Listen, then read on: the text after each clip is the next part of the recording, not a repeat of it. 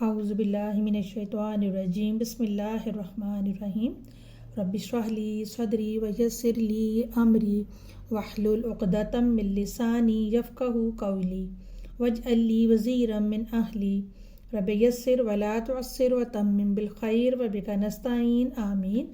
السلام علیکم ورحمۃ اللہ وبرکاتہ۔ خلیفہ اول حضرت ابوبکر صدیق رضی اللہ تعالیٰ عنہ سیریز کا یہ 16واں پروگرام ہے ہمارا۔ تاریخ اسلام کے درخشاں باب جو ثانی اثنین خلیفہ اول سیدنا ابوبکر صدیق کے ہاتھوں روشن ہوا، یہ وہ دور تھا جب نبی کریم صلی اللہ علیہ وسلم پردہ فرما گئے، امت جیسے بکھرنے کو تھی، فتنوں نے سر اٹھایا، دشمن کی نظریں مدینہ منورہ پر جم گئی۔ ایسے نازک لمحات میں ایک مرد مومن اٹھا، اس نے کمزوری نہ دکھائی بلکہ قوت کے ساتھ قیادت کی اور پوری امت کو سہارا دے کر کھڑا کر دیا۔ حضرت ابوبکر صدیق نے امت کو ٹوٹنے سے بچایا اور دنیا کو اسلام سے روشناس کرایا۔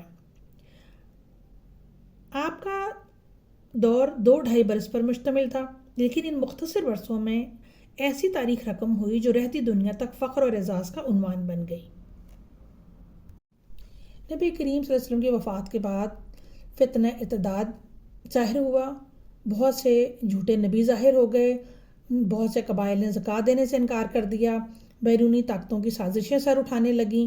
تو ایسے نازک وقت میں حضرت ابوبکر صدیق نے بہت قوت کے ساتھ قیادت کی، فتنہ ارتداد کا آپ نے خاتمہ کیا اور جھوٹے نبیوں کا بھی خاتمہ کیا، اور پھر آپ نے ایک تاریخی فیصلہ کیا کہ نماز اور زکوٰۃ میں فرق کرنے والوں سے بھی جہاد کروں گا، اور یہ فیصلہ دین کی حفاظت کے لیے، ریاست کی بقا کے لیے اور امت کی وحدت کے لیے سنگ میل ثابت ہوا۔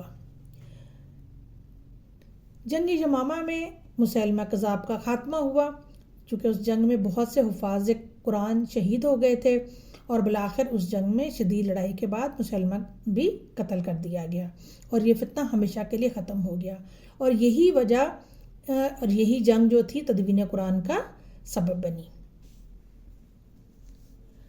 حضرت ابوبکر صدیق رضی اللہ تعالیٰ عنہ نے جب عراق کی طرف لشکر روانہ کیے تو فارس کی بڑی قوت مسلمان ہونے والے قبائل کو دبانے کے لیے تیار کھڑی تھی، لیکن صدیق اکبر رضی اللہ تعالیٰ عنہ نے عزم اور خالد بن ولید کی تلوار نے وہ کارنامے دکھائے کہ فارسی سلطنت لرز گئی، جس سے عراق کے دروازے اسلام پر کھل گئے۔ عراقی قبائل نے اسلام قبول کر کے اسلامی لشکر کا ساتھ دیا، اور اس طرح اسلام پہلی بار عالمی طاقت کے طور پر ابھر کر سامنے آیا۔ الیس کی زبردست فتح ہوئی، یہ مشہور فتح تھی جس میں فارسی لشکر کو فیصلہ کن شکست ہوئی۔ پھر الحیرہ کی فتح تھی، یہ عراق کا اہم ترین شہر تھا اور ایرانی اثر کا مرکز سمجھا جاتا تھا۔ اس کی فتح نے پورے عراق میں اسلامی رعب قائم کر دیا۔ انبار، اس مہم میں ابو المنذر کی قیادت میں انبار کا قلعہ فتح ہوا جسے قصر الاسوار کہا جاتا تھا۔ عین التمر، یہ جنگ تھی، خالد بن ولید کے ہاتھوں فتح ہوئی، اس کے نتیجے میں علاقے کی مزید بستیاں مسلم ریاست میں شامل ہوئیں۔ دومد الجندل، یہ اس دور کی بڑی کامیابی تھی اور شمالی عرب کا اسٹریٹجک مقام تھا۔ اس کے بعد ہم دیکھتے ہیں شام کی فتوحات کی طرف، تو حضرت ابوبکر رضی اللہ تعالیٰ عنہ نے شام کی جانب بھی 4 بڑے لشکر روانہ کیے۔ یزید بن ابی سفیان رضی اللہ تعالیٰ عنہ، ابو عبیدہ رضی اللہ تعالیٰ عنہ، شرحبیل رضی اللہ تعالیٰ عنہ اور عمرو بن العاص رضی اللہ تعالیٰ عنہ جیسے نامور جرنیل آگے بڑھے۔ رومیوں کی سلطنت جو اس وقت دنیا کی سب سے بڑی طاقتوں میں سے تھی، مسلمانوں کی بڑھتی ہوئی قوت سے لرزنے لگی، اور پھر بصرہ کی فتح نے شام کے دروازے مسلمانوں کے لیے کھول دیے۔ یہ وہ سنگ میل تھا جس نے بعد میں یرموک جیسے عظیم مارکوں کی بنیاد رکھی۔ حضرت ابوبکر صدیق کا تاریخی فیصلہ یاد رکھنے کے قابل ہے کہ انہوں نے خالد بن ولید کو عراق سے شام بلا کر دونوں محاذوں کو ایک وحدت میں بدل دیا۔ یہی وہ حکمت تھی جس نے رومی طاقت کو بے درپے شکستوں سے دوچار کیا۔ وادی عربہ اور اردن کے متعدد علاقے فتح کیے۔ ان فتوحات نے رومیوں کی رسد کی لائنیں کمزور کر دیں۔ بحرین، عمان اور یمامہ کے علاقے بھی فتح ہوئے۔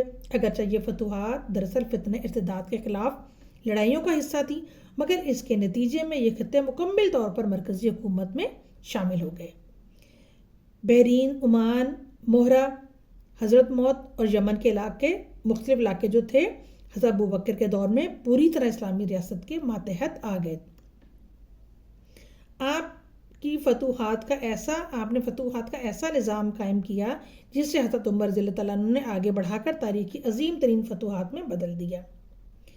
فتنہ ارتداد کے خاتمے کے بعد پوری عرب سرزمین ایک بار پھر مدینہ منورہ کے مرکز سے بند گئی، اور یہ کامیابی کیسے ممکن ہوئی؟ تو صرف ایک ہی جواب ہے کہ ایمان کا یقین، فیصلے کی قوت اور دل میں صرف اللہ اور اس کے رسول کی محبت۔ حضرت ابوبکر رضی اللہ تعالیٰ عنہ نے ثابت کیا کہ قیادت وہ ہوتی ہے جو مشکل وقت میں ٹوٹ نہیں جاتی، جو امت کو جوڑتی ہے نہ کہ بکھیرتی ہے۔ جو قیادت اللہ پر بھروسہ کرتی ہے وہ حالات سے نہیں ڈرتی۔ حضرت ابوبکر رضی اللہ تعالیٰ عنہ نے یہ 2.5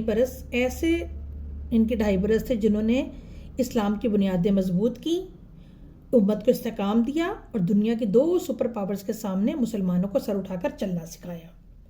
آج بھی تاریخ اسلام کے روشن باب کھولے جاتے ہیں تو حضرت ابوبکر کے دور کی فتوحات آفتاب کی طرح چمکتی ہوئی نظر آتی ہیں۔ اللہ ہمیں ان ہستیوں کے نقش قدم پر چلنے کی توفیق عطا فرمائے۔